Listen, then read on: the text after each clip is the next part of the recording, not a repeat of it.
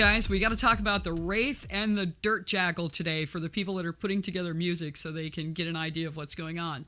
I made these two craft out of scrap and crap in the shop just so we could look at them and Photoshop them into pictures, but the goal is to make these life-size and be able to use them not only on a green screen with the actual actors on top of them, but to even put them on trailers and be able to draw them behind a vehicle and, really manipulate them as a life-size prop. That is the goal. But, this is a trilogy, so in the first installment, we're going to go really thin so that we can pick up momentum as we go. But the Wraith is it's a one-man aerial vehicle that has a gravitational system on top inside it that allows it to propel itself away from the Earth's gravity. Basically, it's like two magnets pushing each other apart. But at its maximum, it could only attain like 50 feet of elevation. So if it wasn't being propelled, if it had no air going across it, if it didn't have any thrust whatsoever, it could only go 50 feet high. But, at 200 miles an hour at 50 feet and you yoke back on the reins, that thing's going to go skyward, who knows, 1,000 feet. So anyway, they're capable of going about 200 miles an hour, 6 feet off the ground. And like I said, they use the Earth's gravity, as it interacts with them, in other words. But you got to understand, this is a sci-fi, this is a movie. Come on, work with me here.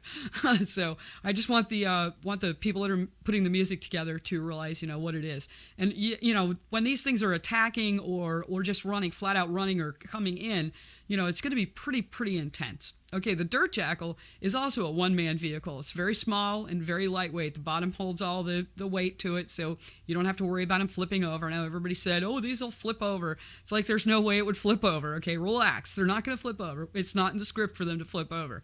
So anyway, the capsule on these is like built on hydraulics that stabilize it. It has a pivot and gimbal inside there and a gyro. So the tracks are independent. They can work like this. It can go up and down the side of a mountain, whatever. And it's extremely nimble, very, very quiet. They are basically, they're reconnaissance scouts, but they can pack a hell of a punch. If they get into trouble and they need to be used for any kind of combat, they have two missiles on both sides, and the missiles come up into an upward position where they're launched, and the debris coming off of the missiles being launched can't hit the pilot, the occupant.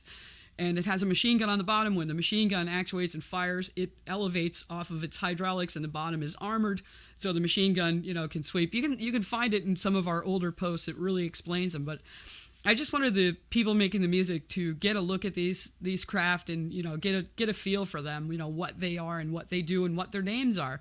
So let's talk about what we want to see, what we want to hear. Let's talk about the Wraith and the Dirt Jackal.